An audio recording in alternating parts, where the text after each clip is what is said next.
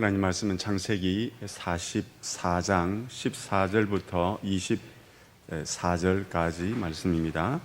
창세기 44장 14절부터 24절까지 말씀입니다. 유다와 그의 형제들이 요셉의 집에 이르니 요셉이 아직 그곳에 있는지라 그의 앞에서 땅에 엎드리니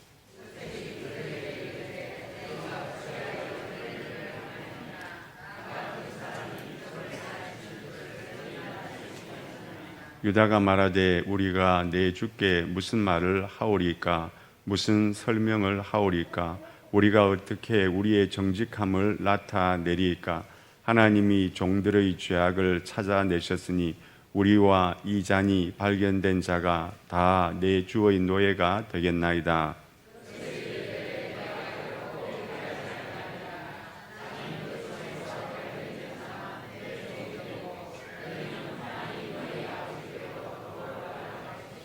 유다가 그에게 가까이 가서 이르되 내 주여 원하건대 당신의 종에게 내 주의 귀에 한 말씀을 아뢰게 하소서.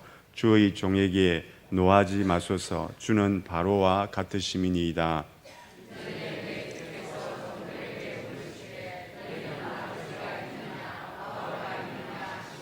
우리가 내 주께 아뢰되 우리에게 아버지가 있으니 노인이요 또 그가 노년에 얻은 아들 청년이 있으니 그의 형은 죽고 그의 어머니가 남긴 것은 그뿐이므로 그의 아버지가 그를 사랑하나이다 하였더니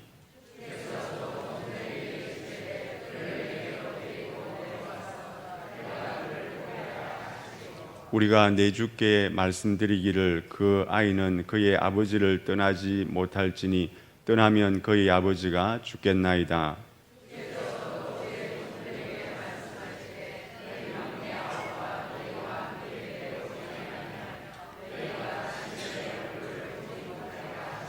같이 읽겠습니다. 우리가 주의 종 우리 아버지에게로 도로 올라가서 내 주의 말씀을 그에게 아뢰었나이다. 아멘. 개꼬리는 3년이 되어도 황모가 되지 못한다라는 말이 있습니다. 이 황모는 단비 가죽을 말합니다. 개꼬리는 별로 가치가 없는 것이지만 단비 가죽은 굉장히 비싼 것입니다. 이 개꼬리가 3년을 묵어도 귀한 그런 단비 가죽이 되지 못한다는 이 말의 뜻은 사람의 천성이라는 것이 잘 바뀌지 않는다라는 그런 뜻입니다. 종종 TV 같은 데 보면 음주운전을 해서 처벌을 받은 사람이 얼마 지나지 않아서 또다시 음주운전을 해서 처벌을 받는 그런 경우들을 볼 수가 있습니다. 이렇게 사람이 잘 변하지 않습니다. 그래서 어떤 사람은 심지어 사람은 고쳐 쓰는 것이 아니다라는 그런 말을 하기도 합니다. 사람이 또다시 원래 모습으로 돌아가기 때문에 사람은 그렇게 고쳐 쓰는 게 아니다라는 심지어 그런 말을 하는 사람들도 있습니다. 정말 사람이 변하지 않는 것일까요? 예담아, 정말 사람이 변하지 않는 것일까? 예, 오늘 말씀을 통해서 한번 살펴보도록 하겠습니다. 국제적으로 큰 흉년이 들었습니다. 그래서 요셉의 형들이 곡식을 구하기 위해서 애굽으로 내려오게 되었습니다. 노예로 팔려온 요셉이 그 형들이 곡식 구하러 온 그 모습을 보고 모른 척합니다. 그리고 너희들 정탐하러 애굽에 내려왔지 라고 그들을 다그치면서 가나안에 있는 아버지와 함께 있는 베냐민을 데려오너라 라고 그렇게 말을 합니다.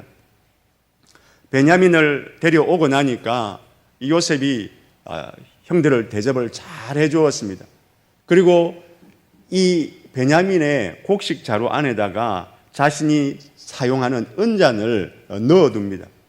그리고 형제들이 이제 다 떠나가는데 종들을 따라 보내가지고 수색을 해서 그 은잔, 베냐민의 곡식 자루 안에 들어있는 은잔을 발견해 내어서 이 베냐민을 종으로 삼겠다라고 그렇게 위협을 합니다.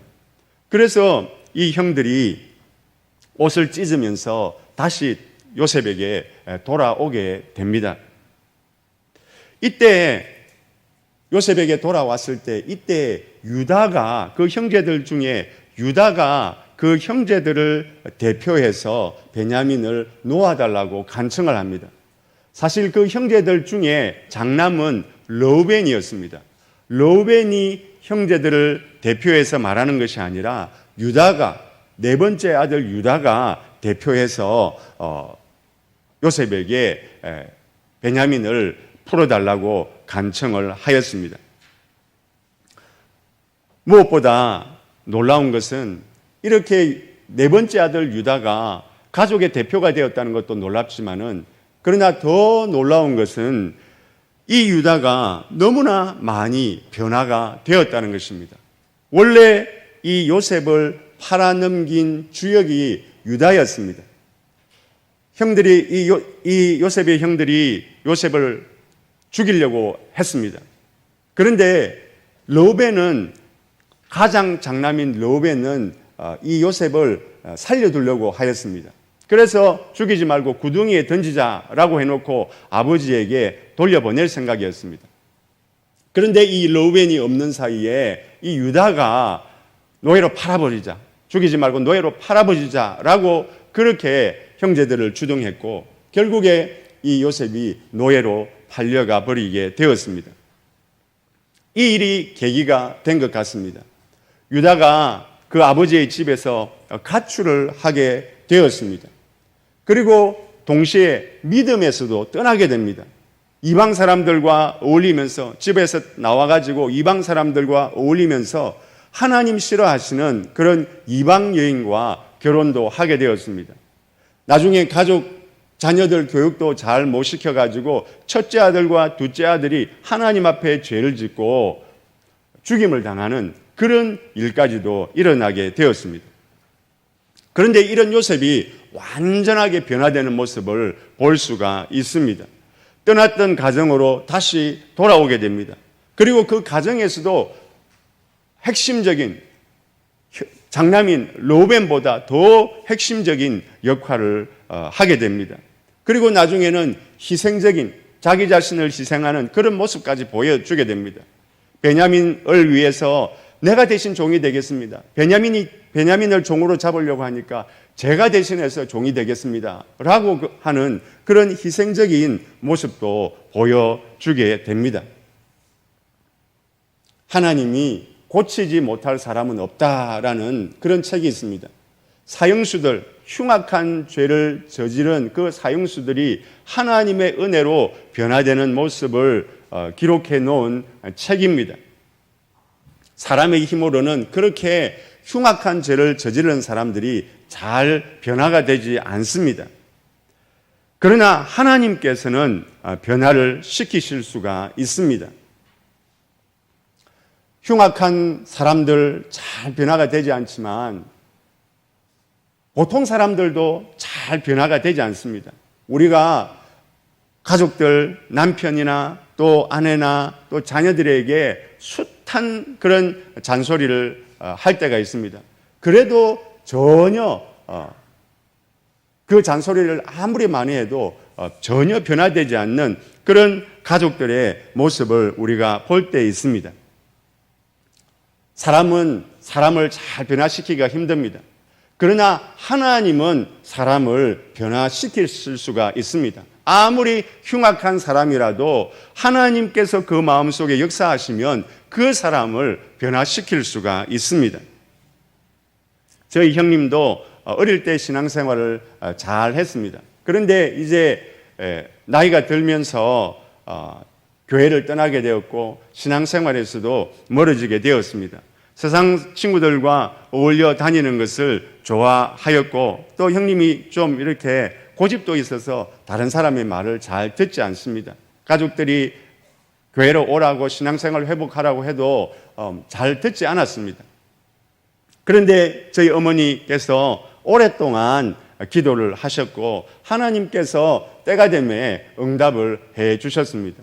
하나님을 만나게 됐는데 하나님께서 특별한 은사, 말씀을 사모하는 특별한 은사를 주셨습니다. 그래서 성경을 얼마나 많이 읽었던지 눈이 아플 정도로 성경을 읽었고 또 성경책도 달아서 여러 권 성경책을 바꾸기도 하였습니다. 지금은 부산에 있는 꽤 큰 교회에서 장로로 섬기고 있습니다. 지금 우리 주변에 속을 썩이는 우리의 자녀들, 속을 썩이는 우리의 남편, 속을 썩이는 우리의 아내들이 있어도 우리는 실망하지 말아야 됩니다. 하나님이 고치지 못할 사람은 없습니다. 사람은 고칠 수 없어도 하나님은 고치지 못할 사람이 없습니다. 우리는 이 사실을 믿어야 됩니다. 하나님께서 유다를 변화시켜 주셨듯이 하나님께서 나의 사랑하는 가족들, 나의 사랑하는 친구들을 변화시켜 주신다. 이 사실을 믿어야 됩니다. 그리고 끈질기게 하나님께 기도해야 합니다. 그러면 하나님께서 반드시 우리의 기도에 응답해 주실 것입니다. 모든 성도님들께서 하나님은 고치신다. 하나님이 고치지 못할 사람은 없다라는 이 믿음 가지고 끝까지 가족을 위해 친구를 위해 기도함을 통하여서 유다를 변화시켜 주셨듯이 우리의 가족들, 우리의 친구들을 변화시켜 주시는 하나님의 크고 놀라운 은혜를 경험하실 수 있는 저와 우리 모든 성도님들 다 되실 수 있기를 주님의 이름으로 축복합니다. 그런데 오늘 말씀을 가만히 살펴보면 유다의 이런 극적인 변화에는 유다의 마음속에 회개가 크게 작용했다는 것을 알 수 있습니다. 유다와 형제들이 베냐민의 곡식 자루에 그 은잔을 넣은 것이 요셉이라는 사실을 알지 못했습니다. 그들은 자신들이 이렇게 어려움을 겪는 것을 보면서 이거 우리가 이전에 요셉을 종으로 팔아버렸기 때문에 우리가 그 벌을 받는구나 라고 생각을 하였습니다. 우리 16절 말씀을 한번 같이 읽어보도록 하겠습니다. 16절 말씀입니다. 유다가 말하되 우리가 내 주께 무슨 말을 하오리까? 무슨 설명을 하오리까? 우리가 어떻게 우리의 정직함을 나타내리까? 하나님이 종들의 죄악을 찾아내셨으니 우리와 이 잔이 발견된 자가 다 내 주의 노예가 되겠나이다. 하나님께서 종들의 죄악을 찾아내셨다라고 말씀하고 유다가 말을 하고 있습니다. 이 말이 무슨 의미입니까? 자신과 하나님 사이에, 자신과 하나님과의 관계에 있어서 죄가 들어있고 문제가 있다는 것을 이 유다가 알고 있다는 말입니다. 동생 요셉을 노예로 팔아버린 그 죄가 얼마나 큰 죄인지를 알고 있었고 깨닫게 되었고 이 죄 때문에 자기가 노예로 팔려가는, 노예로 남은 평생을 고생하는 그런 일이 있어도 그것이 마땅하다라고 이 유다는 생각했던 것입니다. 이렇게 유다는 철저하게 자신의 잘못을 깨닫고 회개하였습니다. 이렇게 철저한 회개가 있었기 때문에, 유다의 철저한 회개가 있었기 때문에 이전의 삶과 이후의 삶이 완전히 달라질 수가 있었습니다. 사실 이 은잔 사건은 형들에 대한 요셉의 시험이었습니다. 형들이 요셉을 팔아버렸습니다. 요셉을 시기하고 미워해서 팔아버렸습니다. 그런데 이 요셉이 이제는 베냐민에게는 어떻게 하는지, 나는 팔아버렸는데 내 동생 베냐민에게는 어떻게 하는지 그것을 이 요셉이 보고 싶었습니다. 베냐민이 은잔을 훔쳤기 때문에 베냐민만 종이 되고 다른 사람은 다 가도 좋다라고 요셉이 말했습니다. 한번 지켜보는 것입니다. 형들이 어떤 그런 선택을 하는지 지켜보는 것입니다. 그런데 유다는 이전과는 완전히 다른 그런 선택을 하였습니다. 이전에는 요셉을 시기하고 요셉을 팔아버렸지만은 이제는 베냐민을 포기하지 않고 오히려 베냐민을 위해서 자기 자신을 희생하는 그런 모습을 보여줍니다. 차라리 내가 종이 되겠습니다. 내가 종이 되고 이 베냐민과 다른 형제들은 보내주십시오 라고 완전히 이전과는 그런 다른 모습을 보여주었습니다. 이렇게 유다가 완전히 다른 모습을 보여주었기 때문에 가족들에게도 인정을 받게 됩니다. 그 가정의 리더가 핵심이 되는 것입니다.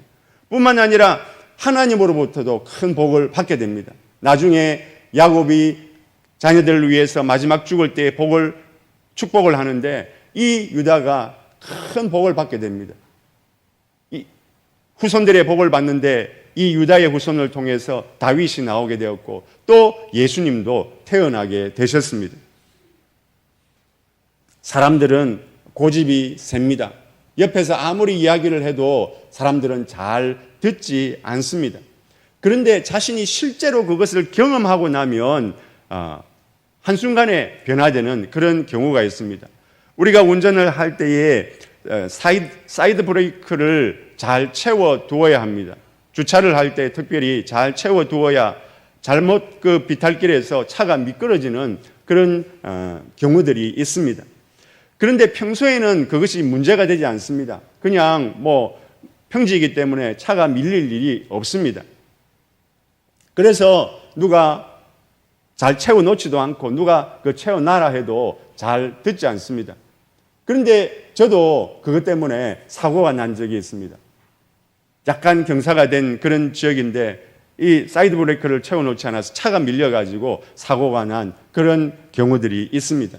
그 뒤로는 절대로 이 사이드 브레이크 그냥 안 둡니다. 반드시 채워둡니다.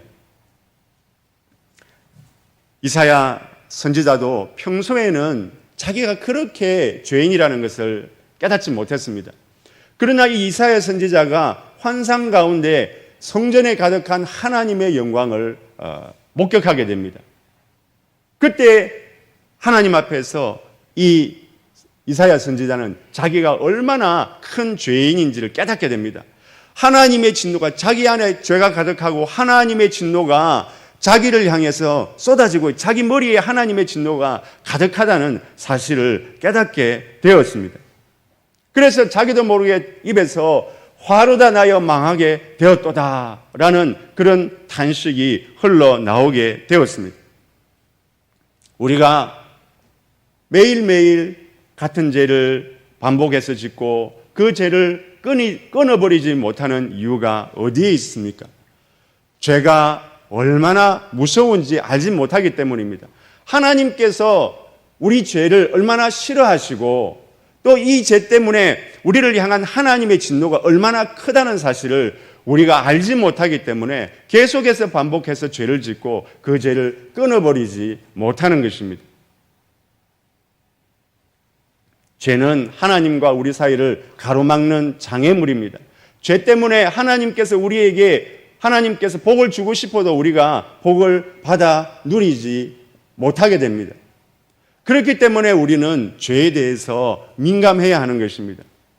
우리가 큐티를 할 때든지 아니면 성경 다독을 할 때든지 상관없습니다. 묵상하다가 성경을 읽어가다가 하나님께서 우리에게 깨닫게 해주시는 말씀이 있으면 그 말씀을 가지고 우리 자신을 비추어 보아야 합니다. 그 말씀 속에서 우리 자신의 죄를 발견해야 됩니다. 그냥 죄를 발견하고 그래 발견했다라고 끝나면 안 됩니다. 내 안에 있는 그 죄를 가지고 하나님 앞으로 나아가야 됩니다. 하나님께서 그 죄를 어떻게 생각하시는지 우리가 묵상해야 되는 것입니다. 하나님께서 죄를 얼마나 싫어하고 하나님께서 죄에 대해서 얼마나 진노하시는지 우리가 그것을 묵상해야 하는 것입니다. 그렇게 되면 죄가 싫어지게 됩니다. 그리고 죄를 뉘우치고 죄를 끊어버리는 그런 결단을 하게 되는 것입니다. 우리가 이렇게 죄를 뉘우치고 죄를 끊어버리고 결단하면 예수님의 피가 우리 안에 역사하여서 우리의 그 지었던 죄를 깨끗하게 씻어주십니다. 뿐만 아니라 그 죄를 이길 수 있는, 다시 그 죄를 반복하지 않을 수 있는 그런 힘과 능력을 우리에게 공급해 주십니다.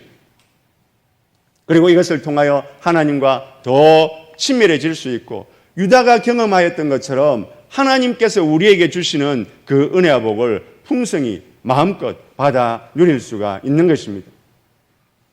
유다가 자신의 죄를 하나님 앞에서 철저하게 깨달았을 때에 완전히 그 삶을 변화시킬 수가 있었습니다. 우리도 하나님의 말씀을 묵상하면서 하나님 앞에서 우리의 죄를 깨닫고 그 죄가 하나님 앞에서 얼마나 무서운 것인지 깨닫고 그 죄를 끊어버리기로 결단할 때에 하나님께서도 우리의 삶을 변화시켜 주시고, 또 하나님께서도 그런 변화된 우리의 삶을 보시고 기뻐하시고 우리의 삶 가운데서도 놀라운 은혜를 베풀어 주실 것입니다. 우리 모든 성도님들께서 날마다 하나님 말씀 가까이 하시고 그 말씀 앞에서 죄를 철저히 깨닫고 회개하고 죄에서 돌이키시기로 마음에 결단하심을 통하여서 유다와 같이 하나님을 기쁘시게 하고 하나님과 더욱더 친밀해져서 하나님께서 우리에게 주시고자 하시는 그 크고 놀라운 은혜를 풍성히 받아 누리실 수 있는 저와 모든 성도님들 다 되실 수 있기를 주님의 이름으로 축복합니다. 유다는 믿음의 가정에서 떠나면서 신앙도 잃어버릴 뻔하였습니다. 그런데 다시금 하나님의 은혜로 변화가 되어서 하나님 주시는 그런 큰 복을 받을 수 있게 되었습니다. 아버지 야곱이 죽을 때가 되어서 자녀들에게 축복을 하는데 이 유다에게 특별한 축복을 합니다. 49장 10절 말씀에 보면 규가 유다를 떠나지 아니하며 통치자의 지팡이가 그 발 사이에서 떠나지 아니하시기를 실로가 오시기까지 이르리니, 통치자의 지팡이가 떠나지 않는 것은 왕권, 그 후손들이 왕이 될 것이라는 말입니다. 그 축복대로 다윗이 유다를 통해서 태어나게 되고 이 다윗을 통하여 태어난 그 후손들이 대대로 왕이 되어서 다윗 왕가를 이루게 되었습니다. 유다가 이렇게 과분한 복을 받게 된 이유는 바로 자기 죄를 버리고 완전히 달라진 신앙생활을 했기 때문입니다. 하나님과의 관계도 변했습니다. 그러나 동시에 다른 사람들과의 관계도 변화된 것을 오늘 말씀을 통해서 우리가 발견할 수가 있습니다. 이전에 유다는 자기만 생각했습니다. 그래서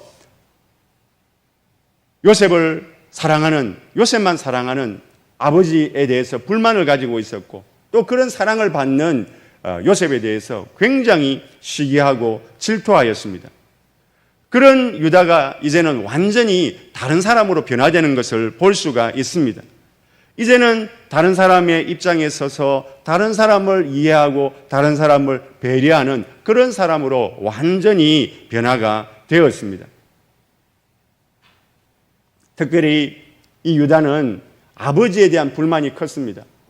요셉만 편애하는 아버지에 대한 불만이 컸는데 이제는 그 불만이 사라진 것을 볼 수가 있습니다. 우리 20절 말씀을 같이 한번 읽어보겠습니다. 20절 말씀입니다. 우리가 내 주께 아뢰되 우리에게 아버지가 있으니 노인이요 또 그가 노년에 얻은 아들 청년이 있으니 그의 형은 죽고 그의 어머니가 남긴 것은 그뿐이므로 그의 아버지가 그를 사랑하나이다 하였더니, 이것은 유다가 한 말입니다.